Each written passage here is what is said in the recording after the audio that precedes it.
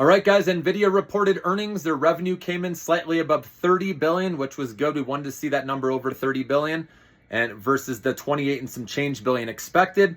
Earnings per share came in at 0.68 versus 0.64, so another beat there.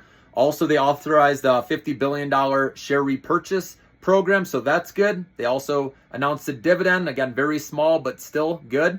And then their guidance was strong, except for margins, guys. That's why the stock's taking a hit. Margins were slightly weaker than expected, and their beats aren't as big as before. This is what I was talking about before, how the law of large numbers, right? It's harder to show, right?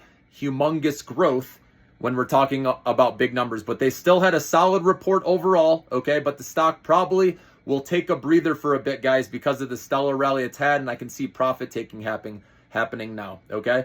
But I think this is going to be a long-term good hold still. Remember, that's why I say have some in your long-term account, okay? But for right now in your short-term account, I would focus more on IWM, the small cap stocks. Now with NVIDIA's report out of the way, these small caps can finally catch up.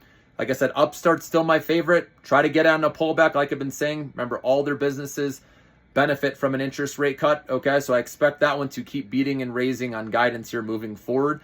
So I like Upstart. That's one of my top plays. All the interest rate sensitive sectors. We saw Affirm, their stock shot up in after hours. That's another one I recommended after they beat on their earnings report. So the small caps will probably start getting some love. So focus your attention on that one, guys. Have a good one.